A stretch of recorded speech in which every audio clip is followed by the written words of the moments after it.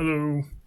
On this video, I'm going to talk about what I call the delta operation, which is a deactivator, uh, the process of deactivation. I'll explain what that means in Monodic Theory. And yeah, that's it. I'll start right away.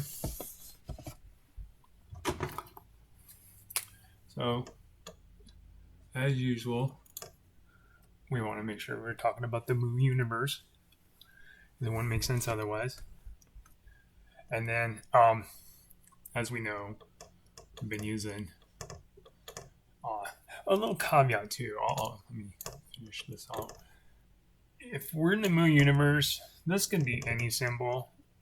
I tend to use M for obvious reasons, but it could be an A, it could be a P, a capital, whatever. It could be a whole name. It could be anything, any kind of symbol. The whole idea is this right here indicates the difference. So say, for example, we give it a name of like Frank Sub-Zero. Well, the different one would be like Frank Sub-1. They would be completely different monodes. But anyways, I use that, just for just to make it easier.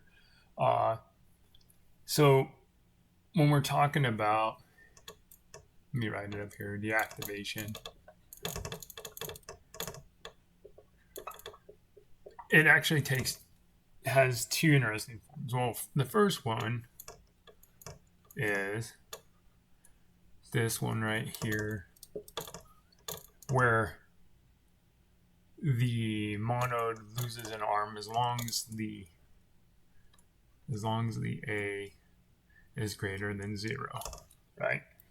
That just means, so say it's 1, well, if you deactivate it using that is a horrible delta. Whatever. The delta operator deactivates the mono, it loses 1. Oh, I messed that up, didn't I? Okay, let me try this again. Let's do that. There you go. So that's kind of the gist of it. That's a better way of looking at it. So you start out with this, you're using the delta operator on it. It's going to lose 1 if the adicity is greater than 0. Now say you do this to something where the adicity is 0. Well, in this context, what it does is this deactivates completely.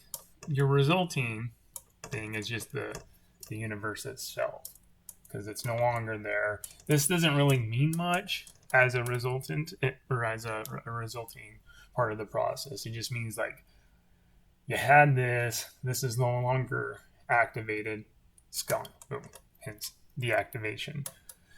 Something I've been working with just recently, the idea behind it, trying to have it where it'll finalize out no matter what. And then obviously anytime you try to deactivate the Moo universe, it just leaves you Moo. So it doesn't really do nothing. That's the gist of deactivation using monodes. So let's write that here. Deactivating a monode.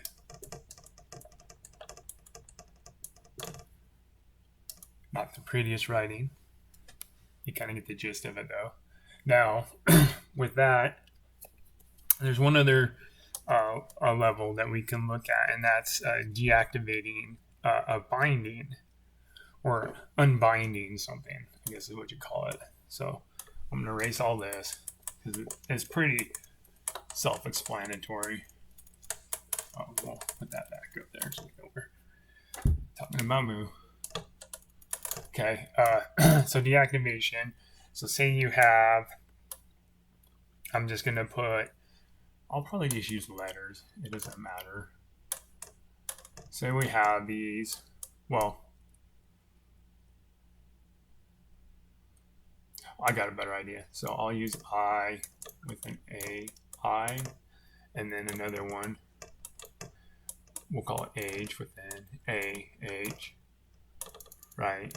So if we use this on a binding, the resultant, just what I've been calling that, I don't know if that's the correct terminology, essentially is just two individual monodes, one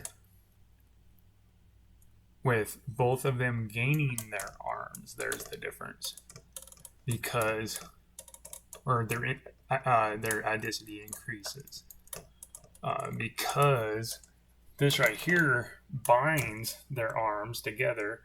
When you use the delta, it breaks that. And the order precedence is what it's directly in front of. So if it's in front of that, then it's going to go through and work on the monode. But if it's in front of the braces that I'm using for the neighborhood, then it's going to work on the binding and break it down into that. So yeah, it gains back its adicity once you. So this is deactivating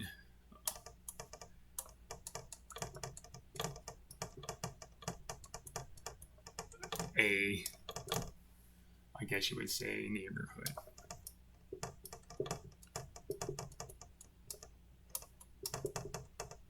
Not the best spelling or best writing, but you get the idea.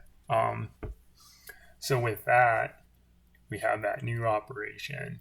And then real quick, I'm just going to kind of hash out the operations that I have so far, or maybe the symbols that I have so far, have displayed so far. And then there's one other one I think that's critical. I haven't figured out how to utilize it yet. That'll be my work in progress as I go along.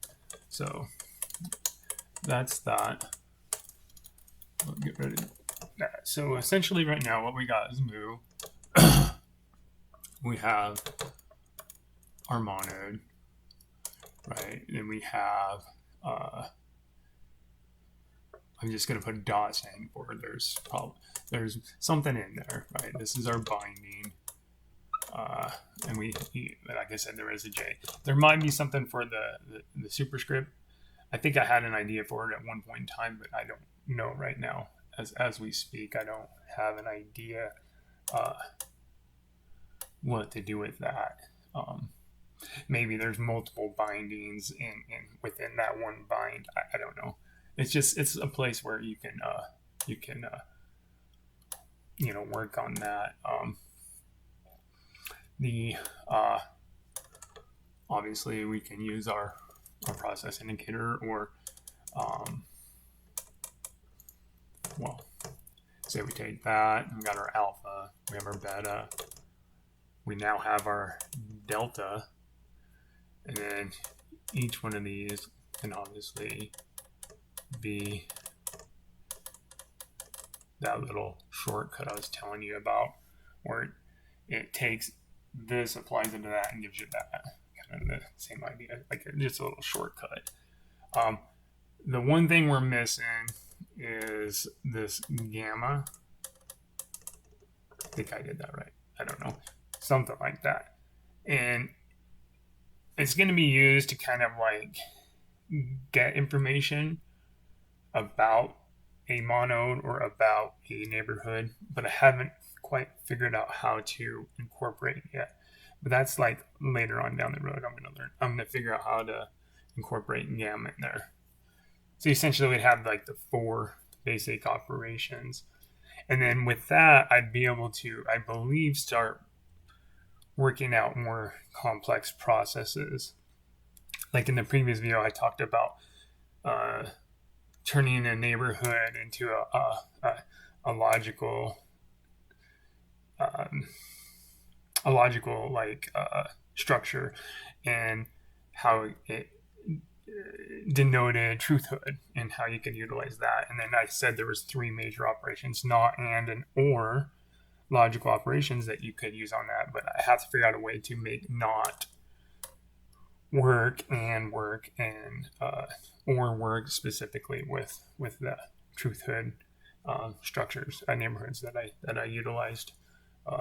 That's a little bit down. Determining that I'm trying to not go any further than these operations except for with the gamma. That's the only other one that I want to address. And then hopefully I have enough syntax to be able to start working on those logical operations. So that's the main idea behind deactivation, and also like a description of what I'm using, grammar, if you will, of for the Monodic theory. Anyways, thank you for your time.